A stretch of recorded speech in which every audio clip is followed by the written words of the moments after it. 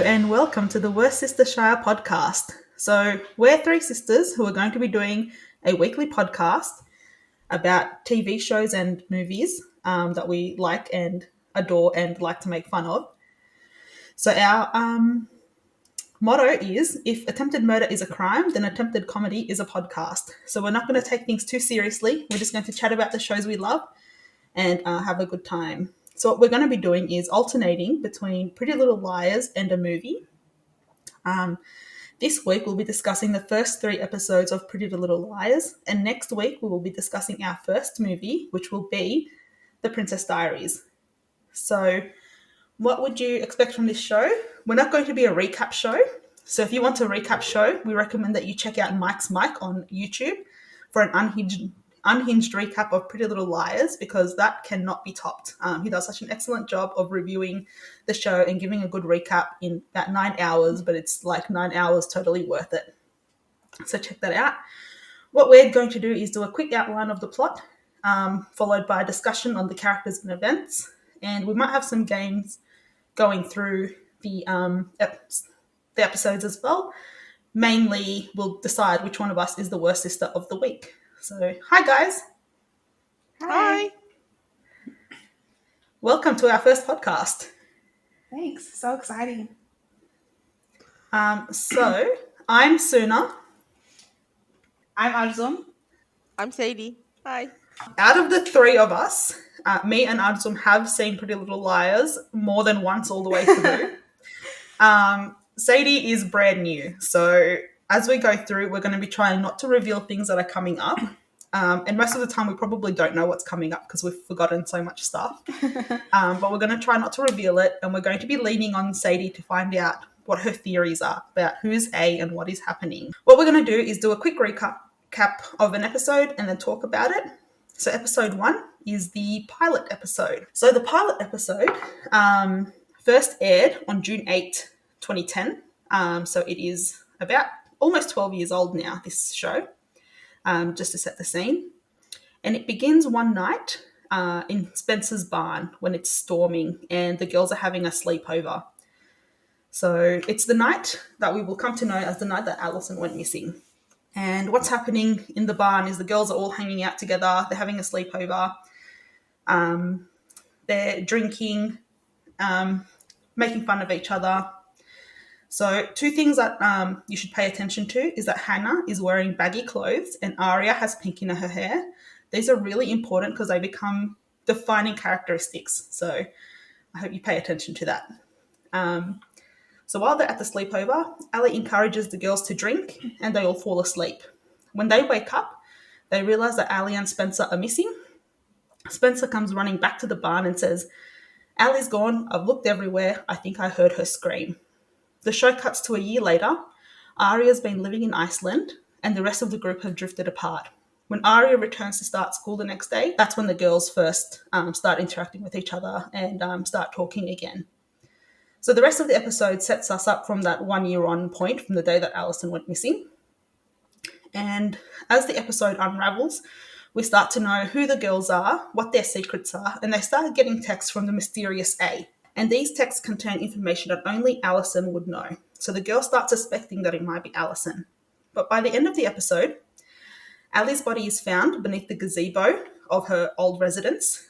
There's new people living there and they've found her body. They attend her funeral in wildly inappropriate dresses.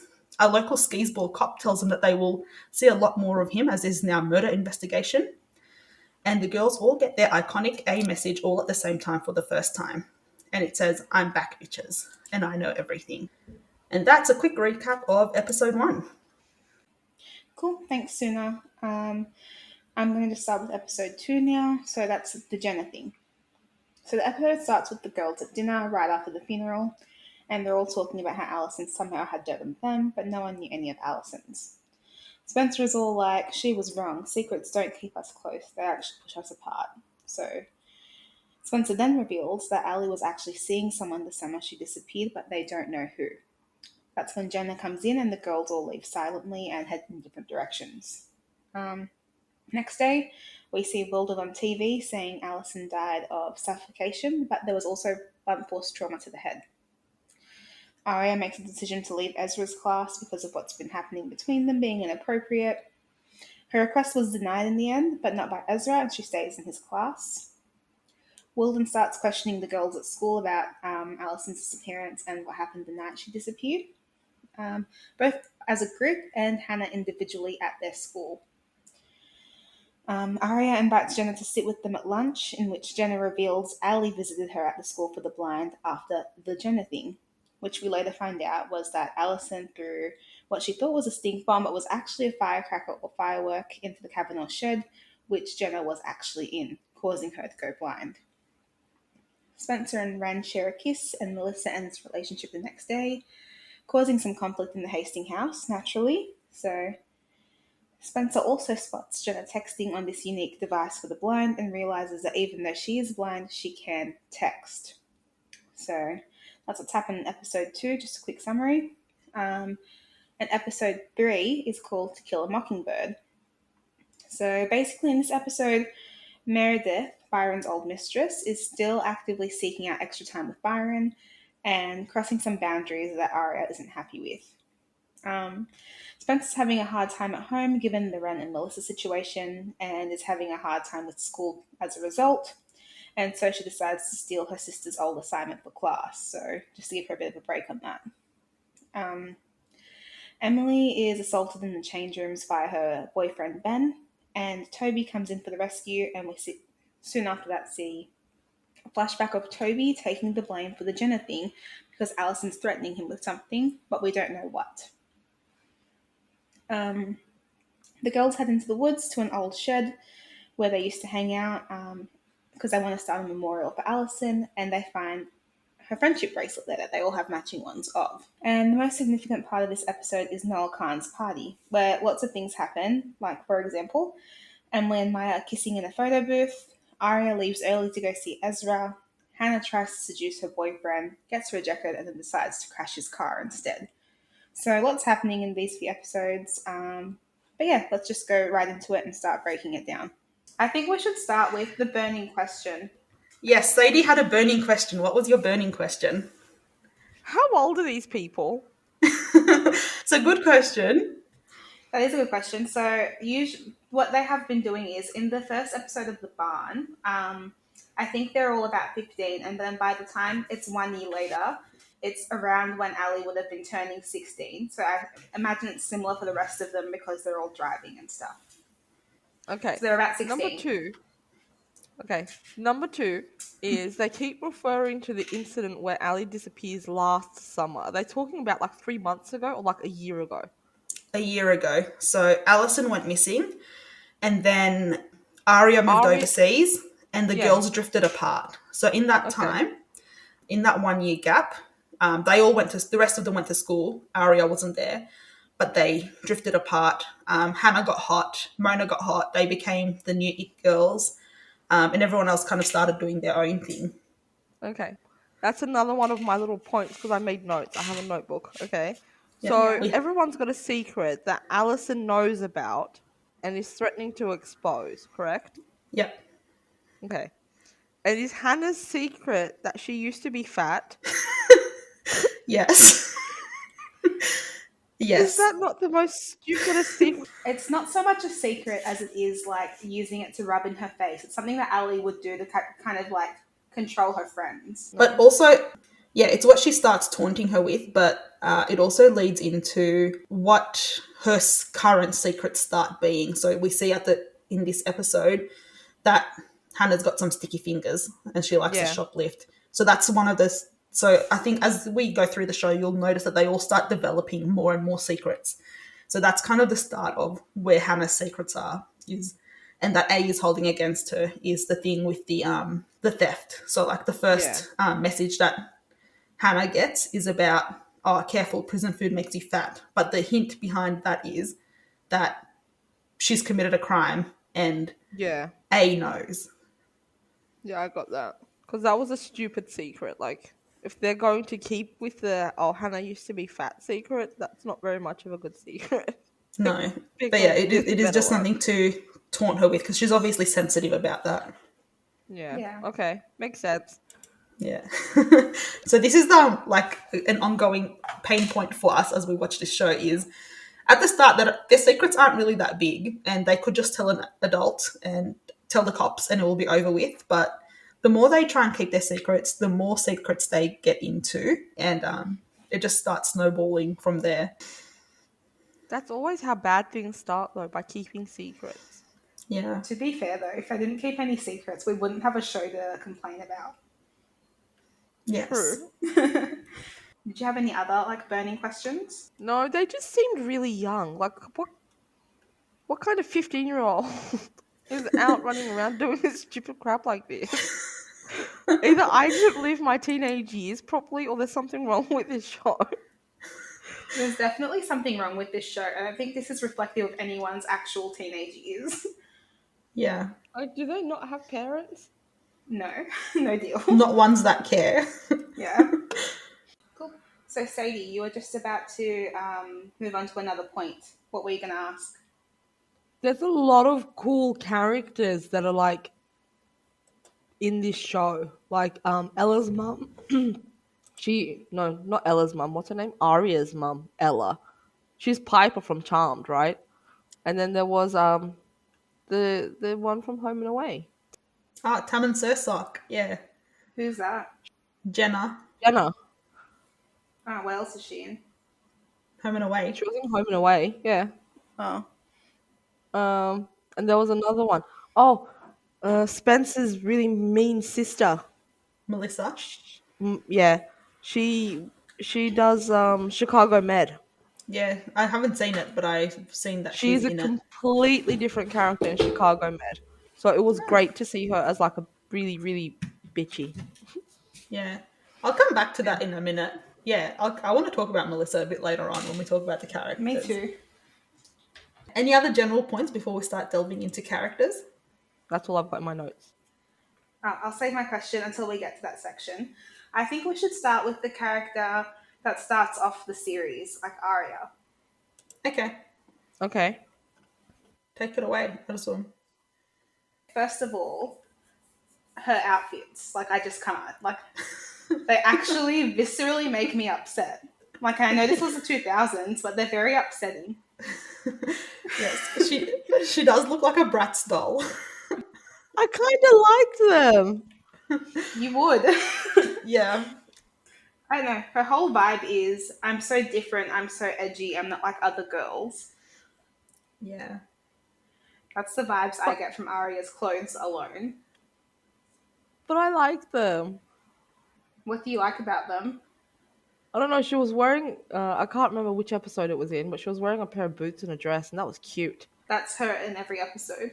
Yeah, that's basically her uniform. It was the episode where it was raining. That's episode 2. Yeah. We'll come back to that when we do episode 2 recap. So in episode 1, Aria has just come back home from Iceland. Yep. Something that I noted is that she was worried that the anniversary of Alison's disappearance sounded like a celebration. Yes, I have a note here about that. Like, does Aria know what an anniversary means? A celebration. Yes. It does not mean a celebration. It means a year has passed and something has happened. It does not need to be a celebration. And she's meant to be like, you know, supposedly thinking about majoring in English. Like, she doesn't even speak English.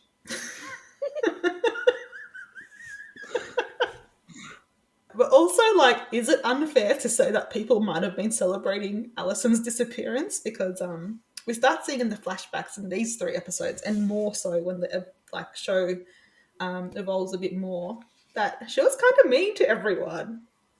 Not kinda, like actively sought out being mean to people for no reason. She's been really mean. It's not just mean. She's been horrible to people. Like, there's something legitimately wrong with that girl. Yeah. So, like, maybe that's why she's worried that the anniversary of her disappearance sounds like a celebration. Because even, like, to her friends, we already spoke about this briefly, like, she was making fun of, like, Hannah in the flashbacks about her weight and, like, shaming her out of a cookie. And, you know, even in the very first opening scene where, actually, I don't want to say that because it comes up in episodes 2 and 3 more, so I'll just stop. But she is quite harsh, and she alludes to some things that some of the characters might not necessarily want out, and she taunts them with it in front of everyone. Yeah, she does. She uses people's secrets against them, even though she says at some point, I don't remember what episode, that it's the secrets that bring them together, but she uses them against them. Oh, that's in episode 1. Cool, it's in this episode. Lucky I said it. Yes. Yes. Yeah, so after Aria cries about that, and she is like passive aggressive to her dad about a secret that she's keeping, she drives her brother Mike to lacrosse, and she has some time to kill, so she goes to a bar where she meets Ezra. You know, the normal things you do as a 15-year-old girl. Yep. To be fair, I did make note of this. It is a bar and grill, so she could go there and eat and not be drinking. But she had a beer in front of her. Did she? Well, she had something in front of her. We didn't hear her order it. She only ordered a cheeseburger. Oh, but what I was going to say here, sorry, I have a note here, that Aria is just really, like, rude for no reason. Like, it's that scene where she orders her food. The guy's at the back of the bar doing something. While his back is turned, she yells out, "Can I have a cheeseburger, please?" Like, yeah, I noticed that too. I was like, like, wait 2 seconds for the man to finish what he's doing and turn around and serve you. Like, be nice to service people. Yeah. I didn't pick up on that because this is the first time watching it. So I was like, just watching it. I didn't even realize that she was being rude. Like, I don't like the character much at all right now. She dresses good though, but Disagree. but I didn't pick up on her rudeness there. She's sort of like entitled. That's what she feels like to me at the minute. Well, I feel like her character isn't meant to come across as rude. She's just meant to come across as normal, but it's something that came across as rude to me. To me, she comes across as stubborn. Like, I think they're trying to portray her as like willful, but they didn't. It's not portraying as willful. It's portraying. She definitely comes across as stubborn. Definitely. But yeah, so she meets Ezra. They start talking. They both love English. And she tells him that she's thinking her major is going to be English. And he's like, "I love English, I'm a teacher." And then he says he wants to know more about her. And then it cuts to a scene where they're getting to know each other pretty well. Yeah. In the bathroom. Yeah, so they're making out in the bathroom. And I guess, like, I don't understand that. How did that organically happen? Like, I want to get to know you, and then you just get up and walk to the bathroom together in an empty bar, not suspicious at all. Let's just go make out. No one will know what we're doing. It's the yada yada yada of this episode. Yeah, exactly. I want to know more about you. Yada yada yada. Bathroom. Nice Seinfeld reference. Yeah. Good one. So the next thing she does after this bathroom hookup is she confronts her dad again. He says he's made a mistake. He loves Ella. And then we see the first flashback of what his secret was. Yep. So essentially what's happening in this flashback is Aria and Ali have like gotten some frozen yogurt or ice cream or something, and they're walking down the street, and Mona, before she blew up, is running after them, calling their names, waiting for them to wait up. And they rush ahead to ignore him and go down an alleyway where they see Aria's dad, Byron, yeah. Kissing someone in his car that's not Ella Montgomery, her mum. Yep. So that's a flashback. Okay, can I just say something here? Yep. I need to make better notes, 1. Number 2, even though I watched these episodes on 3 consecutive days, they're all still melding into one for me. So I did not realize this was still in episode 1. Yes, this is still in episode 1. We can talk about them out of order if you guys want. Because we're going to do all 3 here. It doesn't matter. And number 3, Mona, right? I did not realize that chick that was chasing them was Mona. I must have missed it. Did they actually say Mona? Yeah, they did. Yeah, it's loser Mona. I missed that completely. And also, did Ali know that car was going to be there? Like, was that set up? Oh, that's a good question.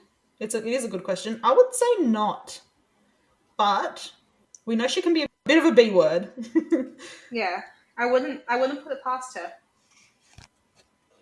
Yeah. And I think as other seasons sort of unravel, we can come back to that and decide if, like, and think about it a bit more, talk about it a bit more when we have a bit more information. I think because I'm watching this for the first time and there's like a lot of love and a lot of hype around this show, I'm looking for things that aren't there. Just enjoy the show. It's a masterpiece. Don't look Is. for things that aren't there. Just enjoy it for everything that it Okay. is. But we will be asking you for your theories as we go along. So, like at the end of this episode, I will ask you for your theories and we'll test them against what really happens. Okay. Just to keep the ball rolling, the next thing that happens to Aria, independent of what's happening to the other girls, is that she goes to class. Yes. It's the first day of school. She goes to class.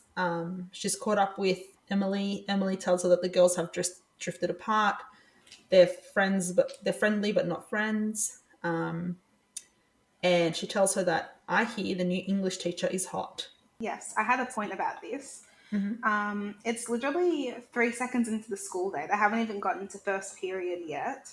Who has seen this English teacher and is commenting that he's hot and that it's gone around the school that fast? Okay, well, if you've been to a high school, that happens. Has it? That's maybe one of the most realistic points about this show, is that happens. Like, literally the first spell has not even gone yet, and she's like, English teacher's so hot. We find out that the English Dun, dun, teacher dun. is hot. So she goes, sits down, she's daydreaming, typical Aria, looks everywhere but the front of her. Mr. Fitz walks in and he's proudly written his name on the board. Yeah, exactly. And he turns around and very subtly says, "Holy crap," as he stares at Aria in a room full of teenagers that obviously realised he's staring at Aria and saying, "Holy crap." But also, she was the only one in this room to not hear it. Yeah. I think she looked up at that point and then she was like, "Oh, I know you." No, she looked up when everyone turned around, and then she was like, oh, what? Yeah. I guess so. Yeah. Very main character energy of her. Yeah. I just say. Everyone's obsessed with me, and I have no idea what's going on. I don't even know how beautiful I am, guys. Yeah. And then something amazing happens. We get our first A message.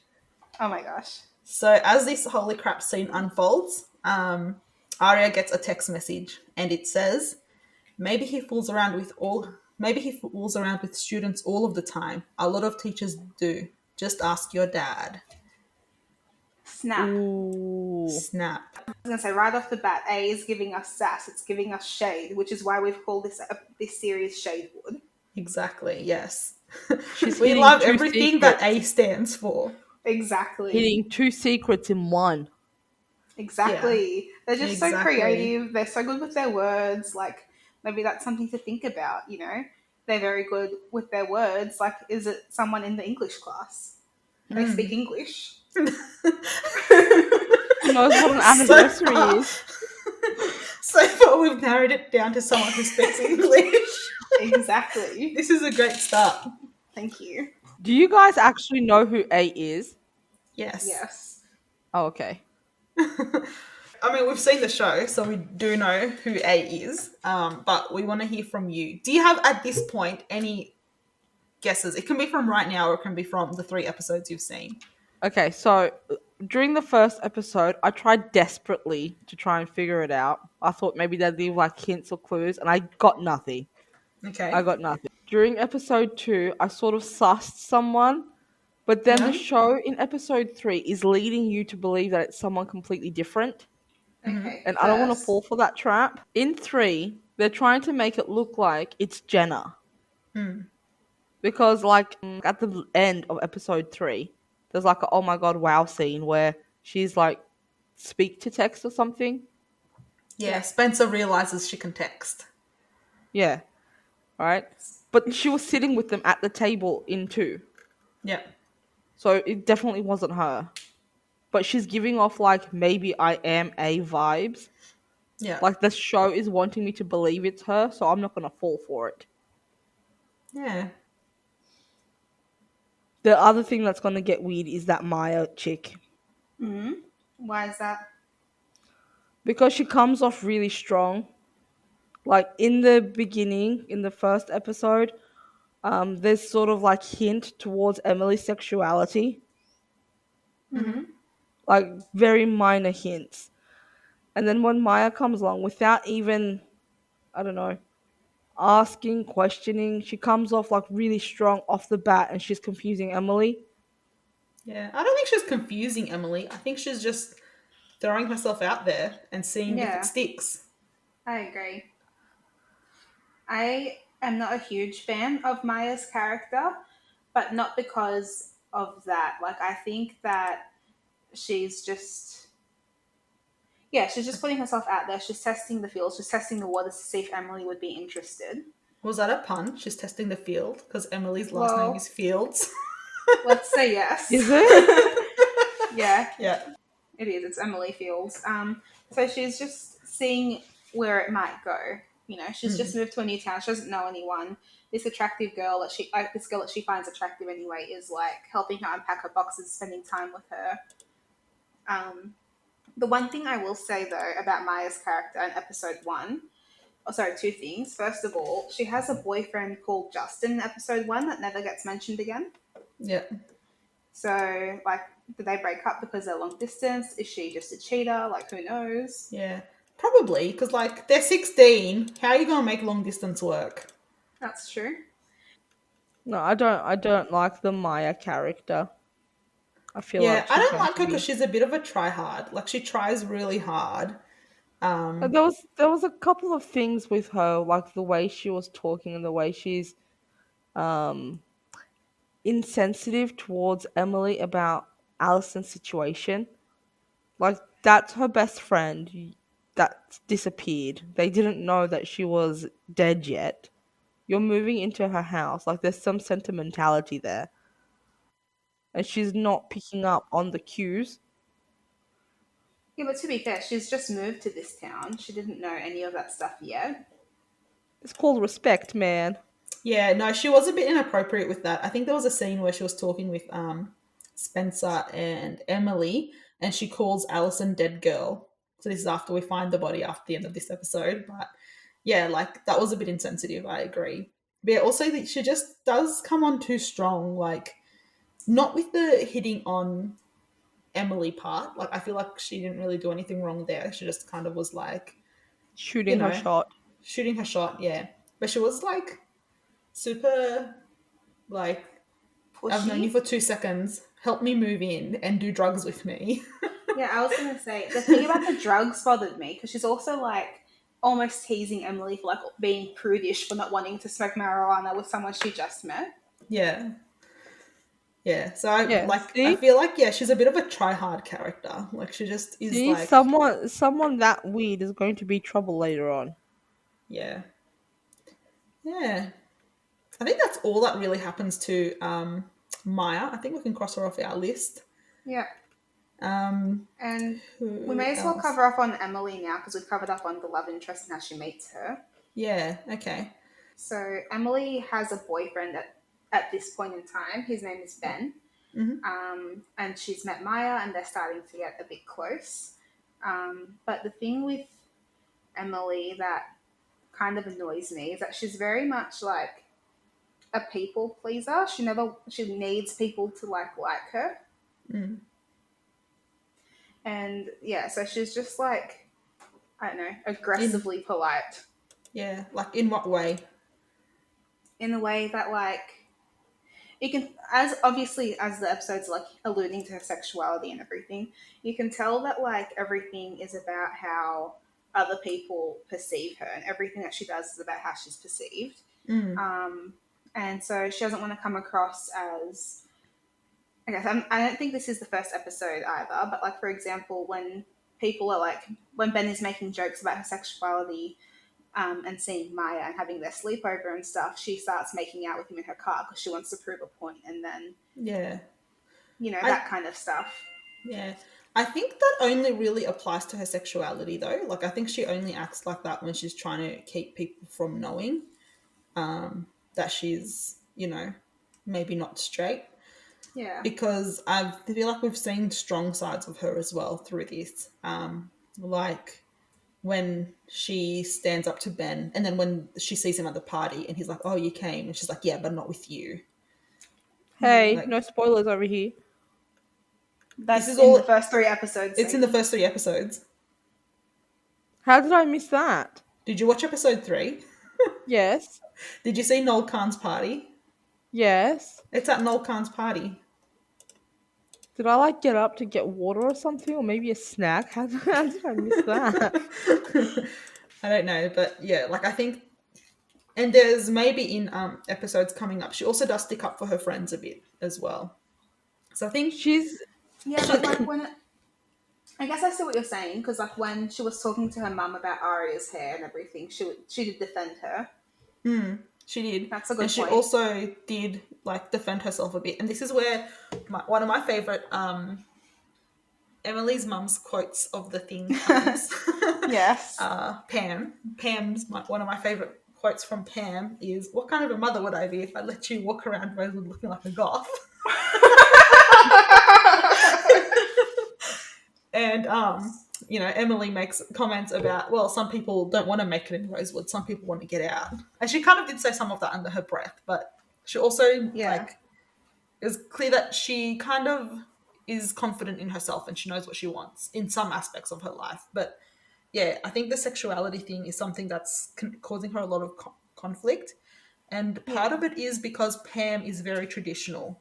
Like, for example, she can't even be a goth because there's no room for that in Rosewood. And yeah, I actually have in my notes, I've written Rosewood up as a character, and the first thing I wrote about Rosewood as a character is the kind of town where goths don't make it. It's so true though. So yeah, Aria she's got no chance because she's walking around like a goth with her pink hair. Going back to the Rosewood being a character, and that if you can't be a goth in Rosewood kind of a thing, it does make sense because we also see with Hannah and her mum Ashley, her giving her a big speech in the car about how people perceive you in Rosewood is important. In a small town like this, you can't afford to make mistakes.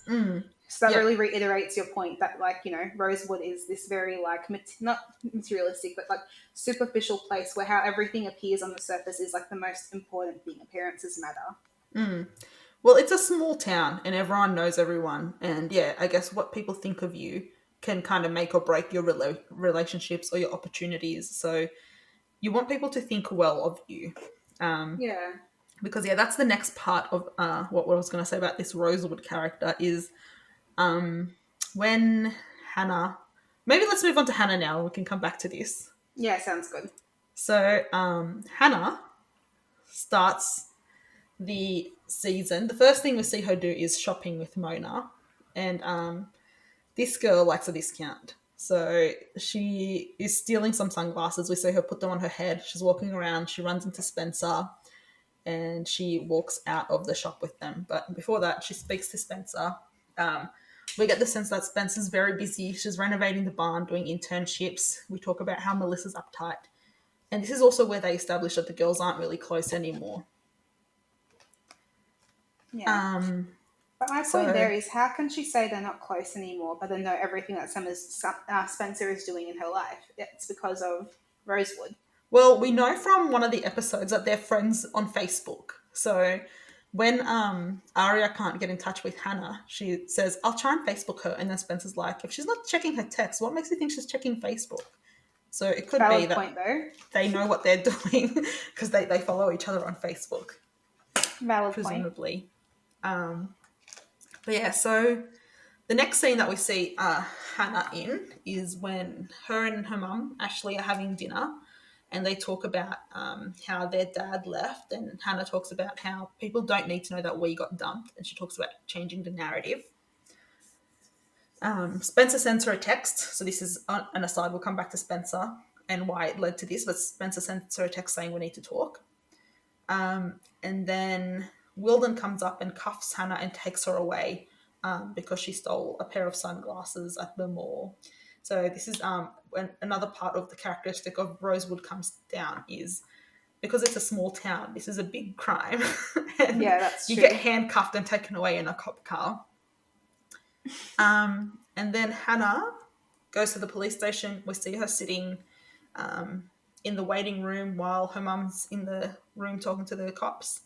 And as she's reaching for some lollies, she gets a message. So this is Hannah's first solo A message. And it says, "Be careful, Hannah. I hear prison food makes you fat." So that's what we were talking about before, where A's now indicated that I know you've done a crime. And also I'm making fun of you. I know you're fat. So while that's happening, the sirens are going off, the police are rushing out. And then there's a scene where Hannah and Ashley are talking, and Ashley says, there's no room for mistakes in Rosewood, and she'll take care of it. And she says, this is a small town. What people think of you matter. And then we find out in the next few scenes, before the end of the episode anyway, that to make this go away, the way that she's taking care of it is that Ashley is hooking up with Wilden, the cop. So obviously, what I took away from this is that in a small town, it's a big deal if you steal glasses, but it's not a big deal if you sleep with a cop to make that small crime go away. Yes. So, and on this small crime, I just want to point something out because I Googled this, so I might not be 100% right with it, but I Googled it. The crime is, like, the sunglasses were worth $350, so it would literally be a misdemeanor. It's only a felony if it's $400 or more in the state of Pennsylvania. Okay. It's not even that big of a deal, guys. Yeah.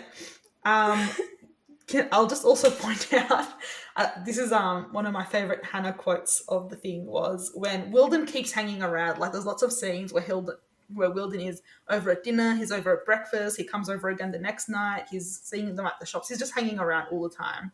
Mm-hmm. And Hannah says to her mum, like, "Why do you keep doing this? It was one pair of sunglasses and they were last season." Yes.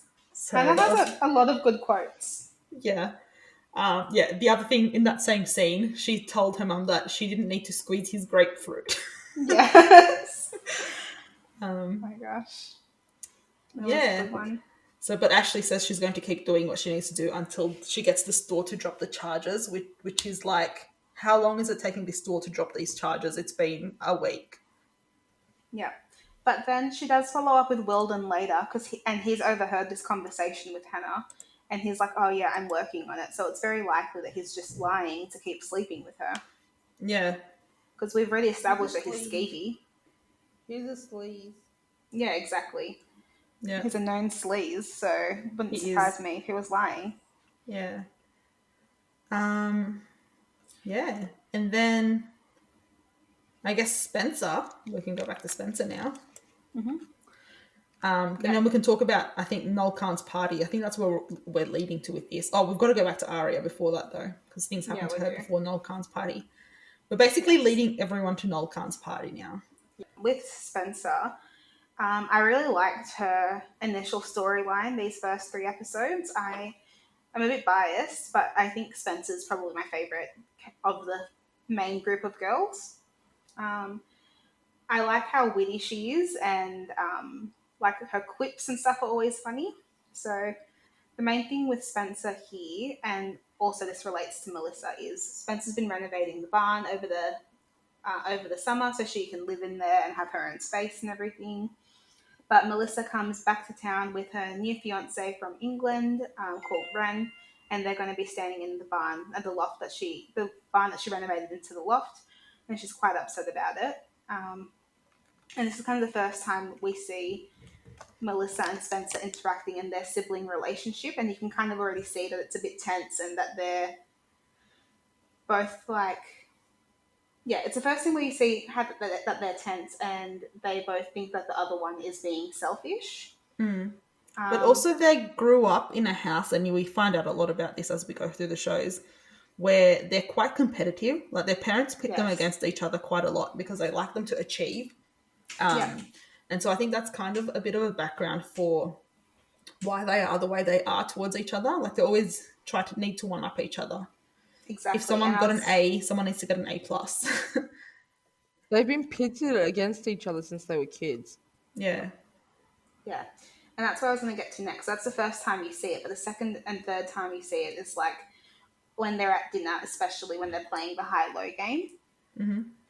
That's like another time you see it. And you can also see that Melissa is quite like firm with it as well. Like that's a very important part of her personality is getting her father's approval or her parents' approval, because when Ren makes a joke at the table about finding a good car park, she's like, he's joking, and like death stares him at the table for suggesting having a good car park was the highlight of your day.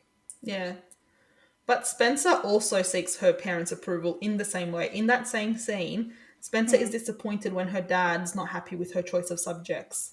Exactly. So I mean, they both do the same thing.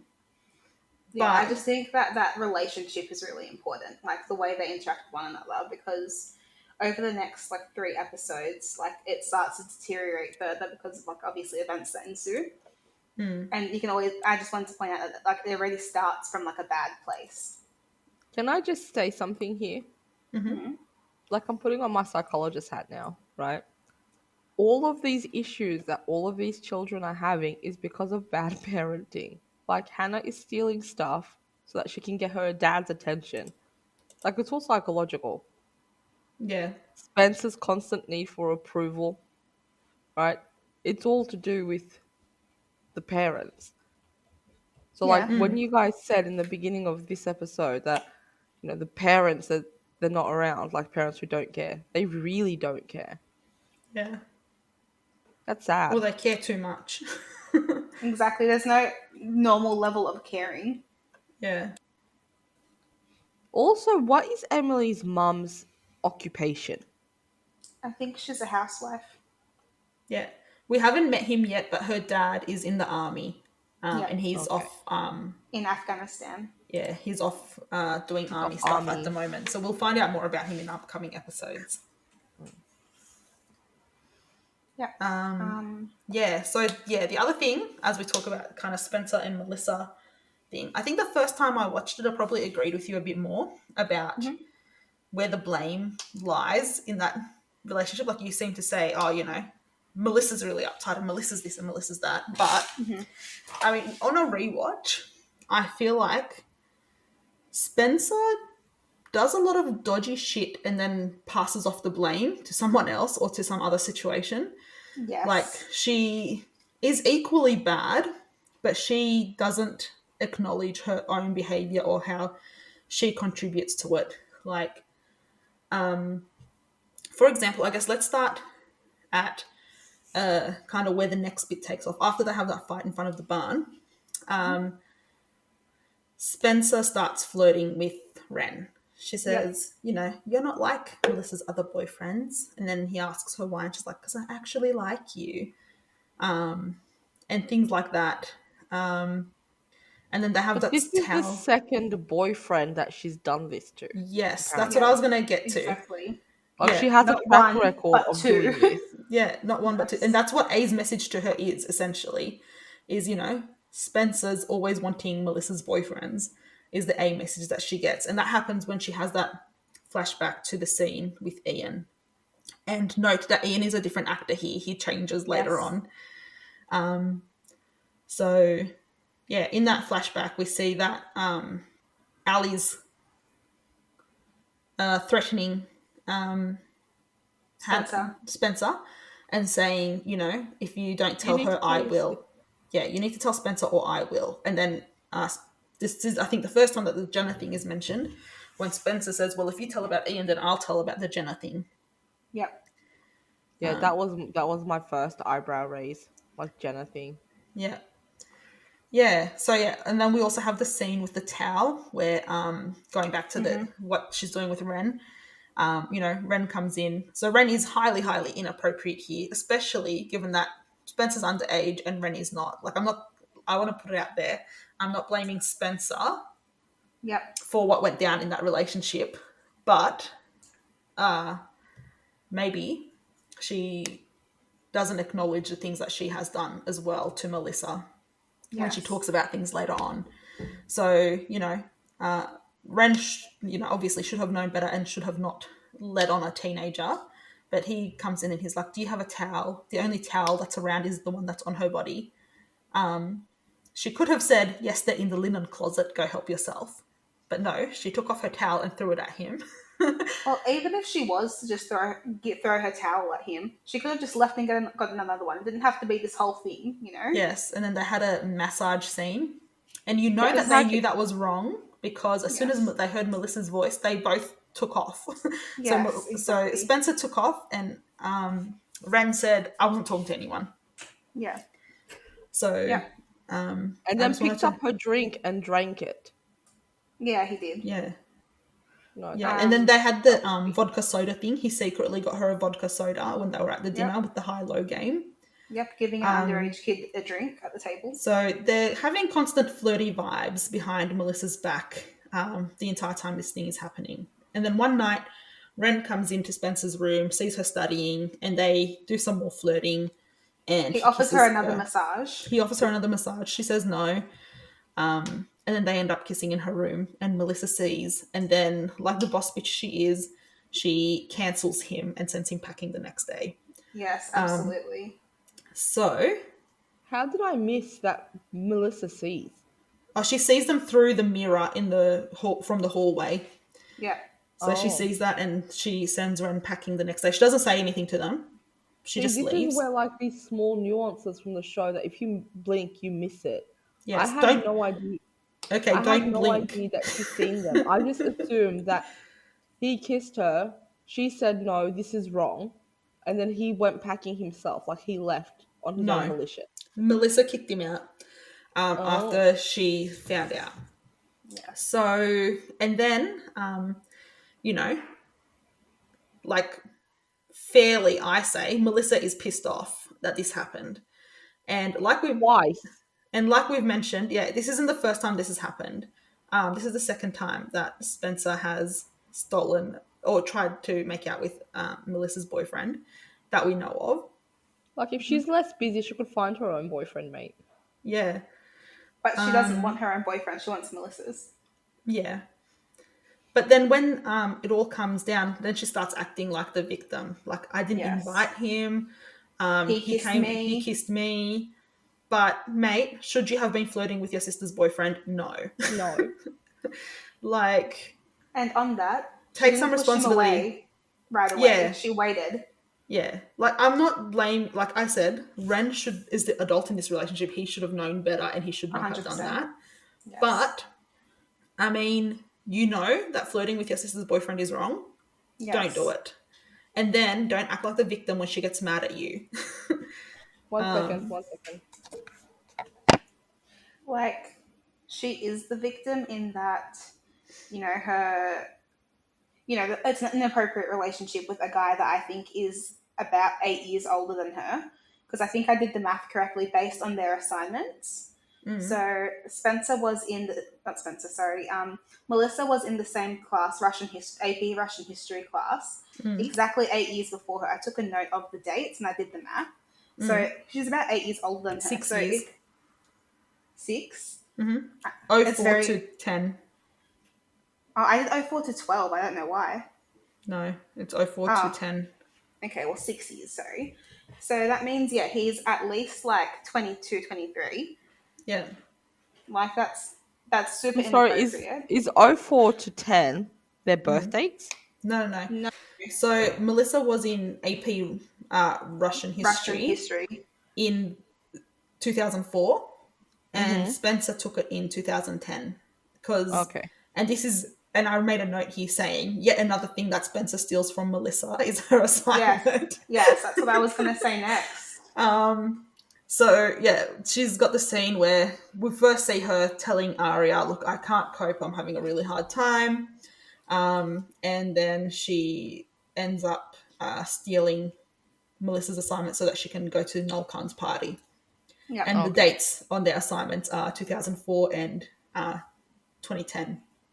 So see, this is why I need to take better notes. I mean, that all aside, like, I'm not definitely 100% Ren is an inappropriate creep. But Spencer cannot act like she did not wrong her sister. On that history assignment, though, before we move on from it, I made a note here just because I thought this was funny. In 6 years, why has this professor not changed the assignment at all? And also, does he not have, turn it in? like plagiarism checker? Anything? No, this was 2010. I don't know if they had Turnitin then. Maybe they did. But What's Turnitin? It's a program that you run your assignment through when you submitted it, and it comes back and tells you what percentage is plagiarized and where the source is from. Yeah. So even like now, either way, we haven't seen that yet. All we've seen is she copied it. Yeah. We haven't seen what happens with the Russian history paper yet, so we'll leave that aside. Yeah. Well, that's not my problem. My problem is that the teacher did not change the assignment over 6 years. Yes, but maybe he's also, on rotation. Also, very realistic if you've been to a school. I know. It's just dumb, though. But, like, maybe he's on rotation. Maybe he's got, like, 3 or 4, right? Yeah. And he just rotates them throughout the years. Yeah. And it just happened to coincide to the one that she did. Yeah. Not every teacher is like Byron, who's like, oh, I've got to redo my curriculum. I've got to work all night on day 2 of being back. Yeah. Well, even doing that, he's not as dedicated as Mike. Like, they literally just got off the plane and he's running to lacrosse. I think he was signing up while he was on the plane. Yeah, he must have been. Yeah. That was just what I wanted to point out. We can continue now. Yeah, and then I think we need to go back to Aria before we go to Noel Khan's party. So I think we've brought everybody to the point of attending Noel Khan's party, except for Aria. So where we left Aria was the holy crap scene, and then after that, she had a confrontation with Ezra where he said, "Look, there's been a misunderstanding. You told me you went to Hollis," and he says it's not right, and then he shuts it down. And then other stuff happens in between this. So the next things that kind of happen to Aria is her and Emily talk about the messages, and they don't tell each other what's in the messages, but they say, look, I've got these messages, but it's things only Ali would have known. Yeah. And they wonder if she's back, if she's, not really dead. So this is before the reveal of the body. Yeah. And then Aria and her dad have some confrontations about him needing to work late. So that thing that I said where he was like, oh, I need to work late, it's second day, students are needy, whatever he said. Faculty meeting at midnight. Yeah. And then Aria tries to transfer out of Ezra's class. And this is the most mature thing she's done, by the way. She tries to transfer out of Ezra's class. He tells her not to. He doesn't think he's going to be affected. And then it gets declined anyway. But the whole theme in the background of this, by the way, every time this is happening, is To Kill a Mockingbird, which is the class that he's assigned. And I think in the scene where he's talking about wanting to transfer, they've got this, they're talking about this idea of innocence. Yep. And who's innocent. And then in the scene where she does get declined and she goes back to class, he's literally writing the words innocence on the board when this is happening. Yeah. And so what happens next is Aria and her mum go to a movie. They're watching It Happened One Night, and coincidentally it's both Aria and Ezra's one of their favourite films. Ella invites Ezra to sit with them. He goes and sits next to Aria while her mum's on the other side. It's super awkward, and that's all we see of the movie scene. And then the next time we see Aria, with no context, she's walking alone in the rain with a coffee. That's right. There's absolutely no context. Why didn't she go home with her mum? I don't know. I don't know why she's out alone, looking like a wet puppy in the rain with her coffee. But Ezra drives by and picks her up. They go to a random alley and they start making out in the car. Now here, I wanted to point out how very similar this whole scene is to when she catches her dad making out with Meredith in the car with Alison that time. Like it's like exactly like a mirror image of it's exactly what happened. Teacher and student making out in a car down an alley. The only difference is the weather. Yeah, the only difference is the weather. Also, can I also point out, it didn't rain anywhere else in Rosewood. Yeah. Just some coffee shop rain. Only in the scene where Aria desperately needed a ride. Nobody else had any issues with the rain. And also there was nobody else on the road. There was nobody else on the road. Like, her mum just, like, literally dumped her after the movie and was like, find your own way home. Sucker. It's like, huh? You wet cow. Also, in relation to this scene, I have in my notes written in all caps, Aria's knee socks and ballet flats, please stop. I did not pay attention to this, but I do have a note about her item of clothing in an upcoming scene. Okay, what is it? Well, the first thing I wanted to mention is, after this whole kissing in the rain thing happens, she goes home and she talks to her dad again. They have yet another confrontation about the Meredith situation. Yeah. And this is the first time that her and her dad start moving towards a reconciliation, because her dad says that being attracted to Meredith took him by surprise. That Aria is too young to understand it, but he didn't mean to have feelings for her, and he was surprised by it. And Aria, of course, completely relates to this because, like we said, it's like a parallel situation. She's obviously in her mind thinking, I totally get this because I also didn't mean to hook up with a pedo. So her and her dad are like, there's like a brief moment of peace there. And she says, yeah, I'll stay for dinner. And she starts to think of her family as like, oh, look, we're coming back together as a family, which is when she gets her next A message, which is when students kiss teachers, someone gets hurt. That's a promise I'll keep, is the message that she gets from A. And A is just coming in hot again with these amazingly drafted text messages. Yes. Literally so good. Like, first of all, they're clairvoyant and can see the future, so that way they can write these as it's happening. Because I don't believe this could be off cuff and happening just like intuitively. Like, no. Yes. They have rehearsed this in their brain. A has this down to an art, to a science, in fact. But the next bit about Aria is what I really want to talk about. So having reconciled briefly with her dad, Aria and her dad are having coffee. Yep. And it's when Meredith interrupts to be like, I asked you to be a reference in my thingy. Can you sign my papers or whatever she said? Yeah. But in this scene, Aria is wearing a full-on bird for an earring. Yes. Oh my god. She has just one full bird on her right ear and it's just dangling there. And it goes like up to her shoulder. Yes, it is a full bird. I distinctly remember this bird. Yes. And then Aria, after that, she gets annoyed at Meredith.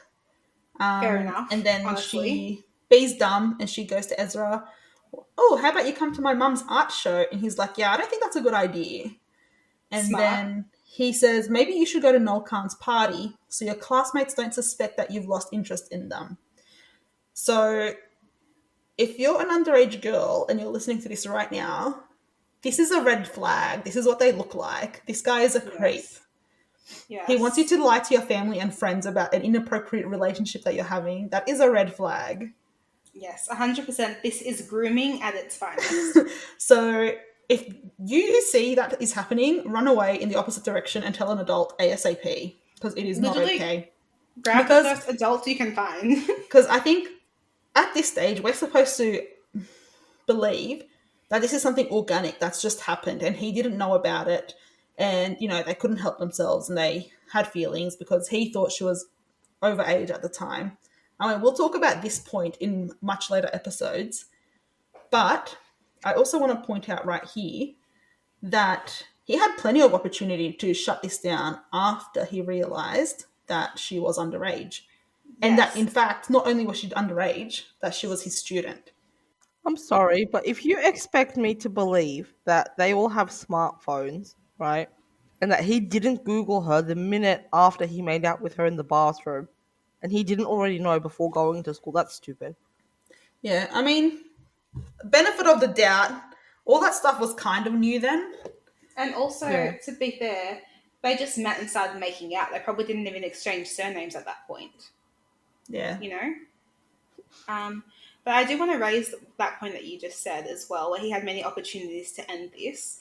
And when he was actually at Alison's funeral, he goes up to her in like the secluded area of the church and is like, I'm sorry, I was a jerk to you. This is sad for you and your friend. And then she goes to leave and then he pulls her back to make out with her. It is one of the many inappropriate things that happened at this funeral. Yes. Yes, Um, it is. And it's like what we were saying with Ren and Spencer. Yes, even if he didn't know, and even if Aria was like initiating this and everything Ren like that. fully knew, no Yes. defense. Yeah, no He defense went for in, Ren. oh, this is your underage sister. Cool, I'm a Mac on her. Yeah, Ren, exactly. 2010. Exactly. But let's say he didn't know and everything, but once he found out, he should have done what we were telling Ren to do and just shut it down. Yeah. Told someone at the school, maybe even. Yeah, this is just the start. Like this and Ian, that we've already talked about before, this is just the start of the many, many, many, many inappropriate relationships these girls have Like throughout this show. literally, this Literally, episode so far, 3. yeah. Like, Basically, every man in this show is a creep. And it's true. if they're not a creep yet, they will be by the time the show ends. Yes, it's true. Yeah, and then the next thing that happens to Aria is she is helping her mum out with her art show, and she shows up holding 3 baguettes. Yes, exactly. And Meredith is there hounding Ella for help with something. I didn't even get what she was asking for help with, but essentially... She wanted a contact for modern art. Okay. Well, things happen, and Meredith is invited to the art show. Aria gets angry and she threatens her and tells her to back off and find somebody else who's available because her dad isn't. And then when she does show up at the art show, Meredith is there and she gets really pissy and she goes to Ezra and cries. And that's basically where their relationship progresses to in these episodes. But I have another question. Yes. How did Aria know where Ezra lives? Yes. But this is like, we have to suspend disbelief for a minute because in every show ever, everyone always knows where everyone lives. But like, I have never once known where my teacher has lived. Yes. You used to see a teacher outside of school and think you'd like seeing a dog walking on its hind legs. Like it's weird. Is that a Mean Girls quote? Oh my god. Yes. Go off. We have to cover that movie at some point too, guys. Yeah. Yes. That's not a quote, it's a life motto, man. Yeah. Mean Girls is a life motto. Okay, so that's where we leave Aria and Ezra at the end of these episodes. I think we've come to the crux of episode 3 now, which was Noel Khan's party. Yeah. So... with this, something that I forgot to mention on the lead up to Noel Khan's party is the whole Toby saving Emily situation. Oh, yes, of course. We briefly talked about that, but yes, we should talk about it. Yes, so just to quickly recap, Emily has just finished swim practice and she's in the change rooms about to get ready. She hears a sound and is like obviously on edge since she's been getting A messages. And then she turns around and it's her boyfriend Ben, and he's wanting to make out with her and, you know, get some stuff going in the middle of the locker room in the middle of the day in their school. And Emily is resisting. She's saying she's not comfortable, and Ben is trying to push through and is being a bit, I don't know what the term I want to use here is, but firm and just pushing, even though she's uncomfortable. Mm-hmm. And suddenly, out of nowhere, Toby Cavanaugh flies into the girls' change room for some reason and just basically pushes him against the locker, gives him a blood nose, punches him in the face, and Emily says that they're over and they break up initially. Many questions here. First of all, why is Toby in the change room? He doesn't play any sport. He's a creep, yes. Well, Alison claims, this is another thing that we, I guess, didn't talk about Toby enough, but, we didn't talk about the Jenna thing. No, we didn't yet. But, okay, we'll get to that. But we'll talk about this then. The other thing that I was going to add is, in the lead up to this fight, Ben was a creep for a few different scenes. So he's like hitting on Maya. He's asking about Maya's pajamas. He's talking about their sleepover. He's just being a full-on creep up until the locker room scene. And then the locker room scene happens and Toby helps Emily when, Ben goes from 0 to forcing himself on her real quick. So, yeah, we'll leave that there. But we need to talk about the Jenna thing. So, I can't believe we didn't talk about the Jenna thing. So, the Jenna thing. Okay. Let me just say that this Jenna thing, right, was so hyped up and it confused me, and I still don't understand how it worked. Okay, well, let us break it down. Yes, Suna, give us a summary. So the girls are all hanging out in Emily's bedroom. So this is Emily's bedroom, yeah. yes, because Emily lives next door to Toby. So But across from Jenna. no. Toby and Jenna are brother and sister. They're Toby and stepsis- Jenna are brother and sister. So Emily's house, like let's say this is the street. Emily's house is like here. Across from her was Alison. No. Alison wasn't near her. So Alison and Spencer are neighbours, next door neighbours. Aria doesn't live near anyone. Did Maya not move into Alison's house? Yes. Yeah, but they're like a block or two away. It's on her way to school. I assume they were across the road. It's not on Emily's street. So Emily and Toby and Jenna live on the same street. They're next door to each other. Okay. Alison and Spencer live next door to each other, and Aria lives separately.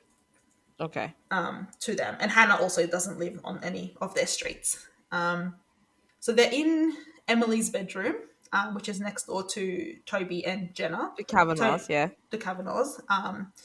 And Alison is looking in a mirror and she claims, none of the other girls saw it, she claims she saw Toby in the tree perving on them. And she's like, we're going to make him pay. And the girls are like, oh, we got to tell someone. And she says, no, I got a better idea. And she is going to throw a stink bomb in like the garage or the shed, whatever that he hangs out in. And she's like, nobody's in there. It's just a stink bomb. The girls all like try and resist, and they're like, I don't think it's a good idea. We shouldn't be doing this. But she I'm uncomfortable. And then she kind of negs them until they give in and agree. And so they give her the stink bomb and the lighter, and she lights it up and she throws it in the thing. And then it looks to me like she realized after she threw it that there's people in there. And she says, oh shit, we got to go. And so they take off and it explodes. So it turns out it wasn't a stink bomb. It was like a firecracker or a firework or something. Yeah. So that takes off and explodes. It cuts to a scene after with the ambulances. Yes. It cuts to a scene with the ambulances and we see Alison threatening Toby that if he tells, she'll tell something. We don't know what that something is at this point, but she's got something on him. And what essentially happens is that Toby takes the blame for the Jenna thing, which is the firework going off in the garage. So we find out that event is what caused Jenna to go blind. Toby takes the blame. He gets sent away to a reforming school or something like that, and he also hasn't been in Rosewood for the past year. Yeah. Neither has Jenna. And neither has Jenna. She was away at a blind school. She was at the school for the blind. Toby is at a reforming school. Aria is in Iceland. And this is the first time they all start coming back to Rosewood, these characters. So when the girls see them, they start being like, oh, are they A? Are they whatever? They start wondering those things. Because of the timeline of events. Like, as they appeared back into town, A messages started. Yeah. And then what happens after that? So that's the Jenna thing, essentially. Yeah. And then I think now that we've said that, I guess we can go back to Noel Khan's party. Yeah, I think so. So I think the first person we need to talk about at Noel Khan's party is Hannah. I agree. Because there's something that I wanted to mention about Hannah before we got here, which really heats up at the party, which is that Hannah starts acting like a frat boy and being really inappropriate. Like the same things we just accused Ben of, she was doing to Sean. Yeah. Her boyfriend. She was pressuring him to have intercourse with her. And he said, no, I don't want to do that because I'm a preacher's son and this is really important to me. I want to wait. Yeah. I want to wait. And she pressures him first when they're before the party. We see that unfold and then it continues on at the party. In the meantime, though, she sees Mona and Mona is giving her a lot of pressure. So Mona's like, have you guys even slept together? It's been months. Like, first of all, you're 16. Like, you don't need to sleep with everyone. Yeah. And so the line that she says that gets to me, the line that she says that gets to me is that if you're not together in that way, how do you know that you're together? Yeah. So, like, I think Hannah's trying really hard in this scene to be the new Hannah. Like, she's cool now, she's thin now, she's got her boyfriend that she had a huge crush on, but she Yep. feels like this is a blocker in her way Her new almost. Like, self. it's almost like she still feels like she's the old Anna, the old Hannah. Yeah. You can Even tell though she feels Sean very says to her, insecure. no, yeah, she's very insecure. Sean says to her, I liked the old you. There's nothing wrong with the old Hannah. But this is who I am. Like, it's not about who you are. It's about, I don't want to do this. But she And acts like an inappropriate frat boy and she keeps pressuring him to try and sleep with her. then gets mad at him when he says no. And he gets mad when he says no. So this happens before the party. And then at the party, she drags him away. He's playing foosball. She drags him away to a private area. I thought it was an attic. I don't know where it was. I thought it was an attic too. And she tries to sleep with him there as well. She's come prepared with a condom and everything. And he's like, look, I told you no. And he gets up and leaves. And she's very upset. She doesn't want his jacket that he offers her. She's just like, nah, not having it. Gonna stand in the corner and cry half naked. Yeah. And then the next thing she does is go downstairs and get the keys out of Ben's pocket. His Sean's pocket, yeah. His jacket's laying on the chair. She gets his keys out, takes his car, and Mona sees her. So Mona's chasing after her, and she's like, Hannah, what are you doing? Where are you going? And why are you driving Sean's car? Why are you driving Sean's car? And Hannah takes the car and goes. And we later see that she crashed that car. Directly into a tree. Yeah, and so that's all we see from that for these 3 episodes.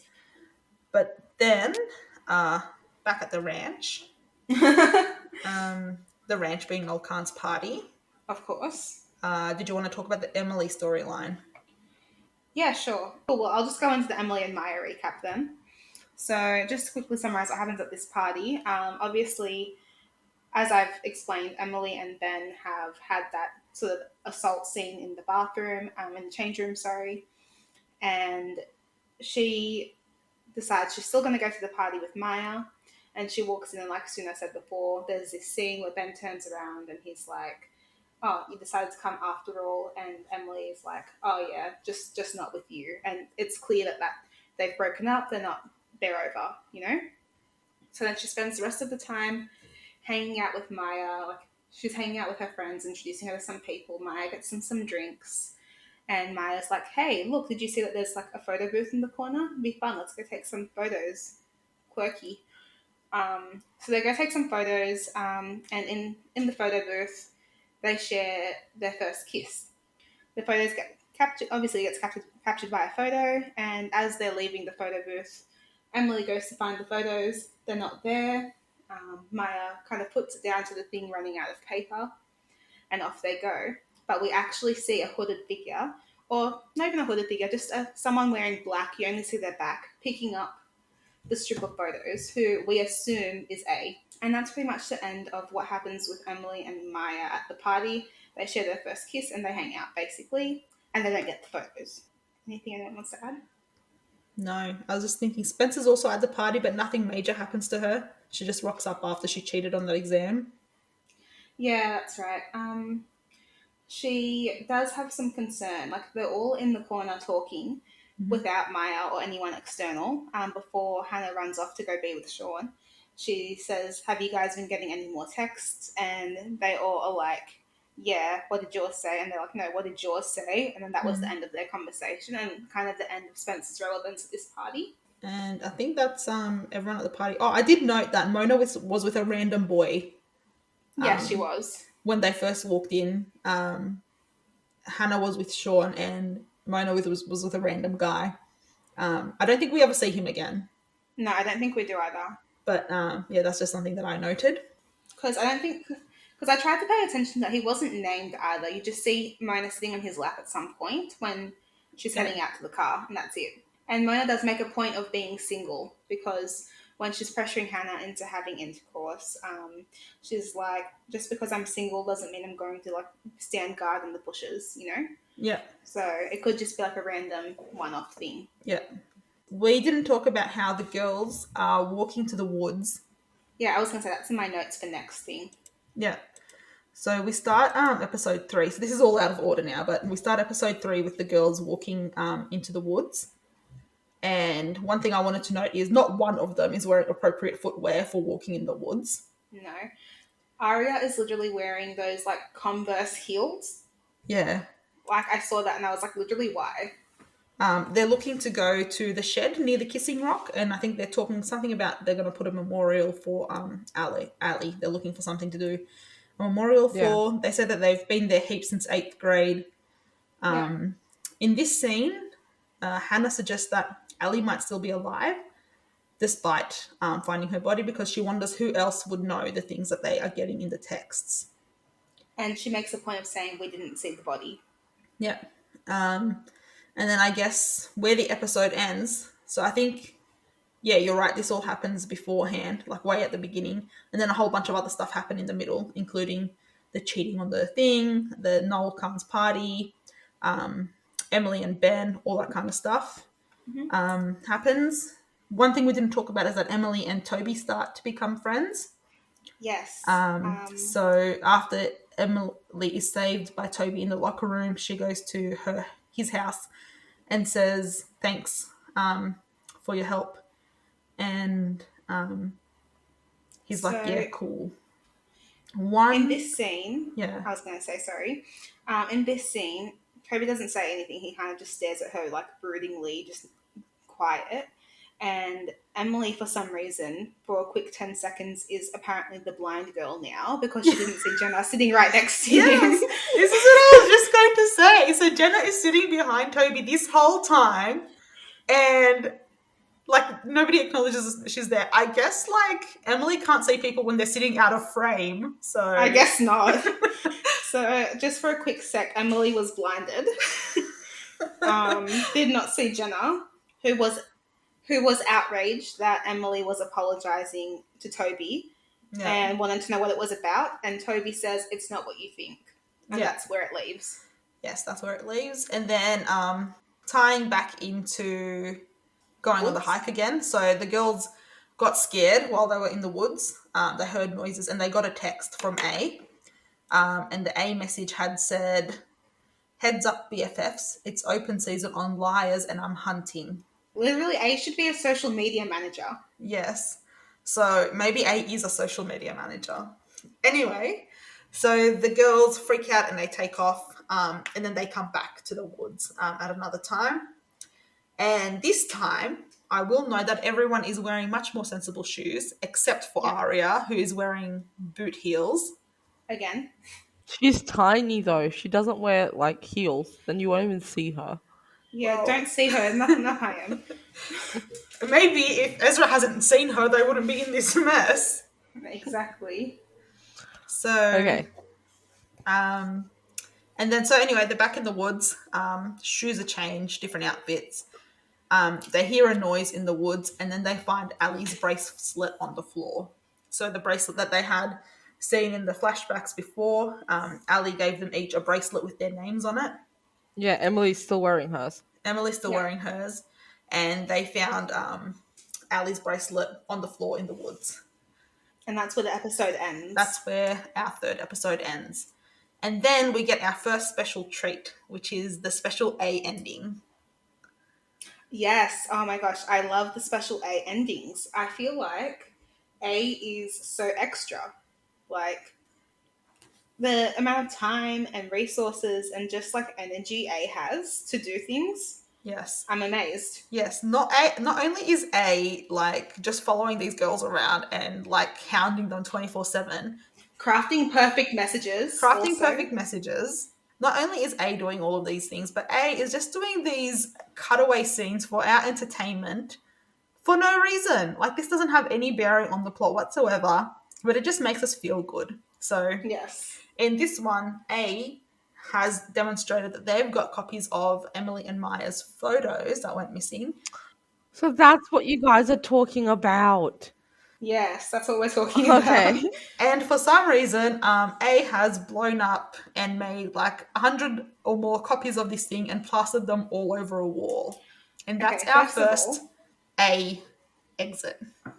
Let's Okay. just like unpack this for a quick second. A has like a perfectly blank wall in wherever they are, where they can just literally fill it with pictures of two girls kissing. Like, Yes. imagine having that much space. Yes. I could never. Yes. Like, yes. I And believe in you. also, I think you can also make a wall of two girls kissing. I'm going to. I'm going to test this thing. I'm going to find a space in my home and just do it. Also, my question is, why do you need that many copies? Can't you make copies as you need them? Surely you have a digital file of it if you're making that I think many. this is what I mean. Like, A is just so extra. I don't think A Yeah. needs these. Yeah, I it's don't just for think A needs all funsies. these copies. They just are doing it for our benefit. Maybe it's like an inspiration wall. Like, how will I continue to mess with them? And I'll just have this up on my wall so I can think about it. Yes, It's possibly. like vision boarding. This is going to be a recurring theme from now on. Most of the Yeah. episodes, I don't know if it's every episode, but definitely most of the episodes, end on an A scene. We see A doing something weird and creepy and An extra. extra, unnecessary, but sometimes it gives us clues about what's been happening. Sometimes it's just for the kicks. Yeah. Okay. I don't think it's every episode because there wasn't one in 1 and 2, but it might have been a like establishing, you know? Yeah. So Yeah. they're establishing that A is a physical human being at this point. Yes. Like it's not like a computer. It's not like someone messing. It's an actual person who is actively That's an interesting trying theory to. that I would never have thought of. AI is taking over the world. Yeah. AI starts with A. Oh my god. No, I have a couple of things going on, but I'm pretty sure that A is someone that's already been mentioned or established. Like you can't get like to be A, you need to be in the girls' lives some way or another. Like you need to be able to be around them Yeah. without without, Raising suspicion. drawing so much attention. Here's a question for you, because I know when these episodes were airing, fan theories were flowing. So I'll throw one at you. Do you think it could be one of the girls? Ooh, I never I'm thought not. about it like that. I'm not saying it is or is not, but there were some fan theories flowing when these episodes were airing. Yeah. No, I don't think it's one of the girls. I do have a note saying that everyone's secret is like an old secret, except Aria's one, which is like a new secret. Now, Aria's secrets are less than the other ones. Like they're less harsh, if that I makes don't think sense. they're less harsh. I think. No, like this was like episode one. This is episode one. This is my first page of notes. I think Like, what A does well is it's each of the girls' biggest fears. It's the thing that they don't Yeah. want people to find out. So with Aria, it is the relationship she's having with Ezra. that wasn't what I was talking about. When I made this note, she wasn't like Ezra wasn't her teacher yet. Yeah, but she wasn't being hounded yet. The first message she gets is the one after she kisses Ezra. Uh, And it's the first one that she gets is when she's in class and realizes it's her teacher. Yeah, I don't that's know. the first message But she some of the gets. secrets seem less secrety than the rest of them. Like Yeah. Hannah being fat. Yeah, like Hannah being Yeah, but fat. that's more, taunting Hannah. Her Yeah, main that's not a secret is secret. the thing that's going on with her mum and with Wilden. And the theft. And then Emily's secret is that she doesn't want people to know she's gay. Yeah. And Spencer's secret is that she kissed Ren, and she hasn't told her friends that in these episodes, let's add. And that she stole her sister's assignment. Yes. I Like, don't think she's gotten a message about that yet. oh, here's another thing I want to touch on.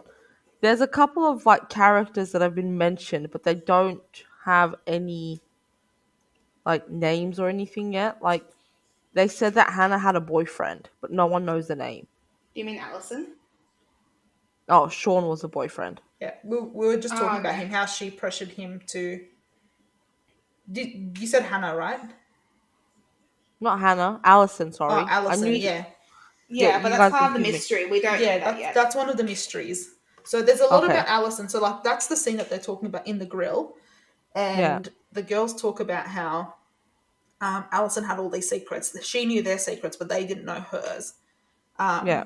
And so I think as the show kind of unravels, we find out more about what happened to Alison and what her secrets were. Yeah. Also, right, in the first episode when they find her body, is Yeah. she in the gazebo like under the concrete? Yeah, that's what it Yes. said.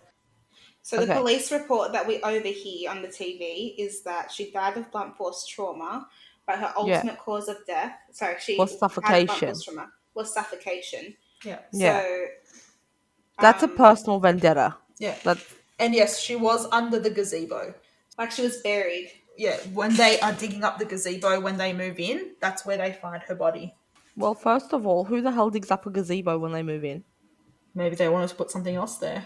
Well, that's the thing. Maya says that her parents are putting in a recording studio because her parents are musicians, or an art studio. It was one of those things. It was a studio of some sort, and they were building it because she works out of.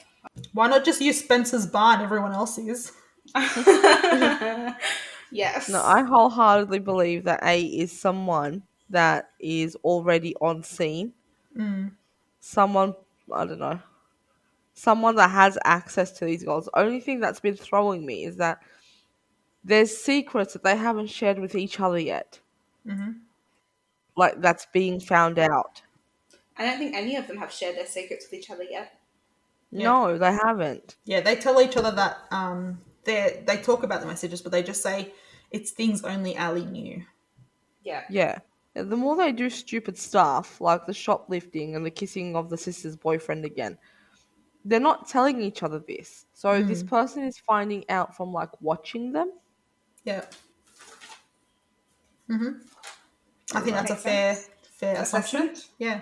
Yeah. Yeah, okay. So if this is a fair assumption, then how is it that it's all simultaneous? Like they're five girls. Four girls? Five girls? 4 girls. Four girls, right? And they all have like very busy lives and they do something stupid like every day. Yeah. So if it Yeah. is like, I don't know, they're either being watched by like a camera system. I don't know. Or maybe it's a collective group of people who are like actively out to get them. Could be both. That's good theory. I don't Yeah. know. I'm still playing with this. I'm just going through my notes to see if I've said everything I wanted to say. There was something on my notes that I think we missed and we forgot to mention. Yeah. So when Hannah left to go to Noel Khan's party, Wilden starts going through Hannah's bag and Ashley kicks him Yes. out. She's like, "No, get a search warrant. We're done. Take your pizza and go. I'm protecting my daughter." Well, finally, like this guy went to their school, took them out of class, and then questioned them without parental supervision. Yes. This was the other thing we didn't talk about. Yes. But on that, Ashley didn't know. She finds out when Wilden lets it slip. Hannah didn't tell her because she didn't want to stress her out more, I don't think. Yeah, but also like Cop 101, don't interrogate the minors when they're on their own. Yeah, and So- don't interrogate them all at once. Like, you have a better chance of breaking someone when they're separate. Which is why he went for Hannah. Yeah. Specifically, because he was in her house and Hannah has that iconic scene where she shuts him down and is like, you only got that photo because you were in my house. How is that good police work? Yeah. And he starts suggesting to Hannah that maybe there was some competition going on between her and Alison and that Hannah's been trying really hard to be like Alison. So, I mean, he's really accusing her here of things. Yeah, he is. And he's just rocked up at their school to do it without, any parental supervision, without a lawyer present, without anything. Like, she's underage. At the very minimum, she needs her parent there. Yes, and on top Yeah. of that, after this happens, literally the same day, she comes home, is getting ready for a party, and he's there having dinner with her mum. Yes. Acting like nothing happened at school. Yes. Totally inappropriate. I need to go because it's 3:30. Okay. Do you have time to tell us your worst sister of the week story? My worst sister of the week story? Yeah. Yeah. Who's the worst? We are going to decide who's the worst sister of the week. Are you the worst sister of this week? I think I got that beat last week. But we didn't record that. We need this week. We didn't record last week. You can copy your answer from last week if you like, but I disagree. That goes against the morals of Sister of the Week. It has to. Otherwise, I can pull out some story from when I was in Year 5. Like, no. That's a lie. You were never in year 5. It's true. I never went to school, but if I did and I had a story, I could pull it out. So it has to be week by week basis. Cool. Well, we can let you go if you want. All right, I'm gonna Right. go, but I'll speak to you guys Okay. later. Bye. Bye. Bye. Had a bum. Hade The bum. bum. Had the bum. Hade Bye. bum. Okay, guys, let's just, before you go, say, let's also have a bum at once on the count of 3, so we're going to have it at the end. Okay. Okay, 1, 1, 2, 2, 3. Hade Had the bum. bum. How did we mess that up? I don't know, but close enough. Bye. Bye. Bye. My worst sister of the week. Maybe it was me. Maybe I sponsored this up because I made assumptions. Did you make out with my boyfriend? Yes. But before that, I made assumptions that maybe Sadie wouldn't show up to this recording, and I was wronged. And Okay. that makes me the worst sister of the week towards each other. That being said, I also assumed this. I had fully prepared to say one of the mysteries we're going to solve was where Sadie was. And I didn't get to use that killer line, so that was a shame Maybe on in me. the future. But Yes, maybe in the there'll future, be plenty of though. opportunity. Because, like, background, Sadie often joins our calls, blurts out the reason why she's the worst sister, and then leaves. And then just hightails it out of there. Sometimes in the form of half stories. She just comes in, says something ridiculous, doesn't finish her thought, and tells us she has to leave. Yeah, we could do a whole session on her. Like, she could be our next series. I know, I think so. I think we should actually, at some point, do an episode where we just interview Sadie and her life. That is very worst sister of us. That is correct. I think we tie for the worst sister of the week for that assumption. Yes. Sadie doesn't know we had this assumption, though. No. But she will when she hears this. Yes, she will. Exactly. And then I wanted to ask, what do you think? So I think in these 3 episodes, we've had 11 A messages. Which one was the most iconic? Oh, that's a good question. Let me have a think. For me, I think for me, it's a non-contender. It's the one at the end of episode 1, after Ali's funeral, when all the girls are together. They found out that she's been murdered. Wilden comes over and, threatens them to say this is now a murder investigation. And then A drops, "I'm still here, bitches, and I know everything." That is one of the, objectively one of the most iconic A quotes of the show, I think. Yes, I think so. So I think it's probably the iconic A quote of these 3 episodes. I feel like a lot of the, emphasis on that one is really all about, the vibe as well. Like, they've just left the funeral. It's very intense. It's sad. They're already, they've just been accused of possibly having to be investigated for a murder by Wilden, and sad music is playing, the ambiance is right, and they're all terrified. Yeah, and it's the first time they all get the message. Yes, exactly. I also like the one that Emily gets, and she's like, "Oh, looks like you found another friend to kiss, A." Yeah. I like that one a lot because if we are, going over the assumption that this is someone they know, A has had a relationship with Emily, and that alludes to something that we don't know about yet. I find that really interesting. It definitely alludes that there was something going on between them, especially because Emily says, it's things only A would know. I mean, Alison would know. Exactly. So it alludes to the fact that something happened either with Alison or something that happened with Emily and someone else, and that Alison knew about it.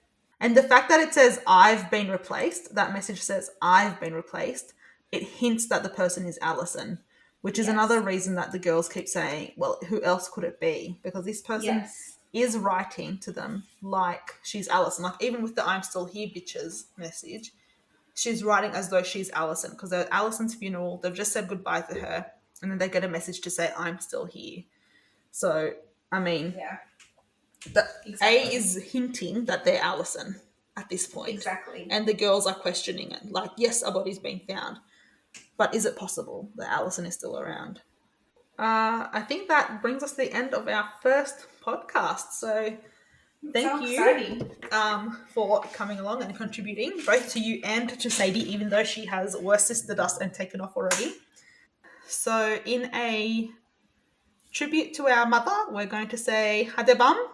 Hadabam. But before we do, I just wanted to point out that we are on all the socials. So follow us on Facebook, Instagram, Twitter, Reddit, whatever you're on, follow us, like and subscribe to everything. If you've got any questions or any theories or any feedback for us on anything that we've discussed today, please feel free to drop us a comment anywhere, because we will definitely take them on board. This is like our first podcast, so we would love your feedback and your engagement. And what we really like about Pretty Little Liars, besides everything, is the strong community and the fact that this show has not been aired for years, spin-offs aside, which we will get to. Yes. And the discourse is still so strong about who do we like, who do we hate, why was this person doing, I love it, I live for it. Theories, plot holes, everything. Theories, plot holes, like we live for this show. So if you've got anything you want us to cover, anything we've gotten wrong, anything you want to know more about, drop us a line and we will cover it in future episodes. Yes. And that being said, make sure you follow us on our socials, because we will be posting some like source material sometimes. Like, for example, in this episode, I'm thinking I might post a photo that I have of the map of Rosewood to kind of give some relevance to the areas we were describing, like how Sadie was a bit confused. So we'll add some relevance to our storytelling as well. Excellent. Yes, good idea. Let's do that. Yeah. So yeah, follow us on everything and give us your feedback. We're really keen to hear it. And with that, so our socials are at Worst Sister Shire on Instagram and Facebook, and we're Sister Worst on Twitter. So, but also feel free to send us an email with any feedback that you may have at worstsistershire@gmail.com. Yes. Yeah. Thank you so much for listening. If you've made it this far, you've done amazing. So thank you so much. Thank you guys. Yeah, with that, we will say Hadabum. Hadabum. Yeah. We'll see you next week with the Princess Diaries. The Princess Diaries, and then back again in 2 weeks with more... Episode 4, 5, and 6? Yes. More Pretty Little Liars. So, yeah, tune in next week for a movie. Hadabum. Hadabum.